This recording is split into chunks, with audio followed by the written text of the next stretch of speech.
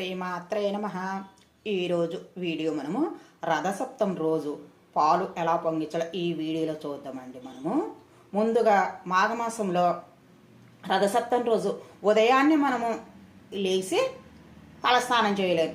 రేగి పండు, జిల్లేడాకు, చిక్కుడు ఆకు రెండు భుజాల మీద పెట్టుకొని మనము ముందు స్నానం చేయాలి.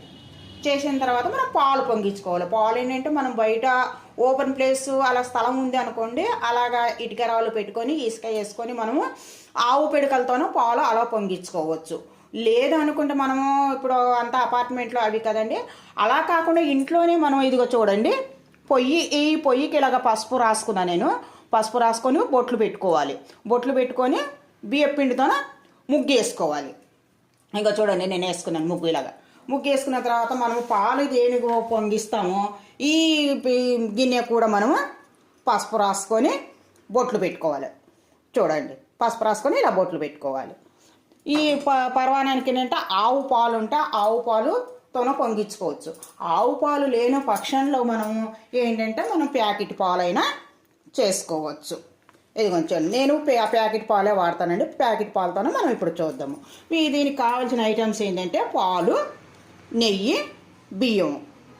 దీనికి కావాల్సింది ఆవు పిడక. నేను చూడండి ఇప్పుడు ఆవు పిడకలని ఈ పొయ్యి మీదనే పెట్టి పాలు పొంగించుకుంటున్నాను నేను. ఆవు పిడకలు చూడండి ఇలాగ. ఇలాగ ఒక పిడక, 3 పిడకలు పెట్టుకొని ఇలాగ పాలు పొంగించుకోవచ్చు. ఇలాగ ఆవు పిడకలు కూడా ఆ పెట్టిన తర్వాత మనం పొయ్యి వెలిగించుకొని గిన్నె పెట్టుకొని పాలు పోసుకోవాలి. పొయ్యి వెలిగిస్తున్నాను.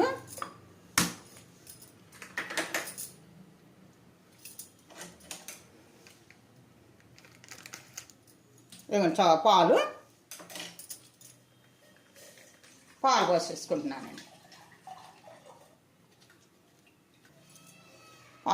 పాలు మనం 3 సార్లు పొంగిన తర్వాత మనం బియ్యం ఉంటాయి కదండి, ఈ బియ్యంలో ఏంటంటే కడిగానే వేసుకోవచ్చు. నేనైతే ఈ బియ్యానికే కొంచెం నెయ్యి రాసేసి డైరెక్ట్గా అలాగే వేసేస్తానండి. మీరు కావాలంటే కడుక్కొని కూడా అలాగే వేసుకోవచ్చు.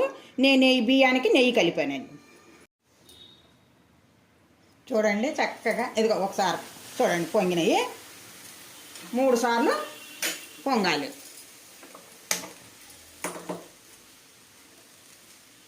పాలు పొంగినాయి కదండి, మనము బియ్యమే వేసుకోవాలి. ఇప్పుడు నేను 3 గుప్పిళ్ళలాగా వేసుకుంటానండి. ఇదిగో గుప్పిళ్ళు 3 గుప్పిళ్ళలాగా 3 సార్లు వేసేస్తాను. ఇలాగా 3 సార్లు పొంగిన తర్వాత 3 గుప్పిళ్ళు వేసుకోవాలి.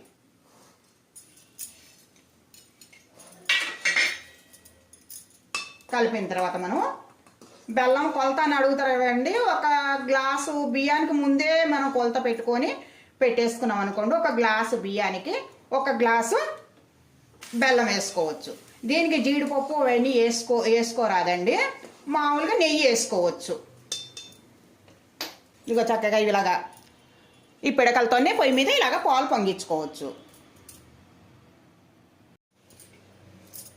చూడండి మనం ఒకసారి ఇలాగ పట్టుకొని చూసిన తర్వాత అన్నం కొంచెం మెత్తపడుతుంది కదండి. ఇప్పుడు బెల్లం ఏంటంటే మనం వాటర్ వేసి కరగబెట్టుకానైనా అలాగే వేసుకోవచ్చు. లేదనుకుంటే మనము డైరెక్ట్గానైనా నేను డైరెక్ట్గానే వేస్తానండి. బెల్లము డైరెక్ట్గా వేసిన తర్వాత మనము ఈ పాలు పొంగిన తర్వాత పర్వాణం అయిపోతుంది కదండి. అయిపోయిన తర్వాత మనము తులసమ్మ దగ్గర కానీ లేకపోతే మన సూర్యుడు ఎక్కడ ఉదయిస్తాడో అక్కడ మనము చిక్కుడుకాయలతో రథం చేసుకొని సలివిడి, వడపప్పు, రేగి పండు మన నైవేద్యంగా 7 చిక్కుడు ఆకుల మీద, అంటే మన ఇంటి ఆనవాతిని పట్టండి. నేనంటే 7 పెట్టుకుంటాను. 7 చిక్కుడు ఆకుల మీద ప్రసాదము పెట్టేసుకొని ఆ రథంలోనే ఒక గౌరీదేవిని లేదా ₹1 కాయిన్స్ పెట్టుకొని సూర్యునికి పూజ చేసుకుంటాను. సూర్యుని అష్టోత్తరం చదువుకొని నేను పూజ చేసుకుంటానండి. అలా చేస్తాను. ప్రతి రథం సప్తమికి అలా చేస్తాను. చూడండి ఇప్పుడు ఉడికింది కదా, బెల్లం వేసేస్తున్నాను. అంటే ఈ బెల్లం డైరెక్ట్ వేస్తే ఇరిగిపోతుంది అని అనుకుంటారు కదండి, మనం ఎమ్మటే పొయ్యి ఆపేసుకోవాలి. పొయ్యి ఆపేసుకుంటే మనం ఏమి ఇరిగిపోదండి, చాలా బాగుంటుంది. ఇదిగోండి ఇలాగా. దీనికి మనము నెయ్యి కొంచెం చల్లారిన తర్వాత కొంచెం నెయ్యి వేసుకుంటే మనకు చాలా చాలా బాగా వస్తుందండి పరమాన్నము. అయింది కదండి. నెయ్యి వేసుకోవాలి, ఇలాగా 3 స్పూన్ల నెయ్యి వేసుకొని కలిపి మనం చిక్కుడు ఆకుల్లో ప్రసాదంగా పెట్టుకోవచ్చు. మనం రథసప్తం రోజు పాలు పొంగేయడం ఈ వీడియోలో చూసాం కదండి. మనం నెక్స్ట్ వీడియోలో కలుసుకుందాం. వీడియో నచ్చితే లైక్ చేయండి, షేర్ చేయండి, సబ్స్క్రైబ్ చేయండి. Thank you.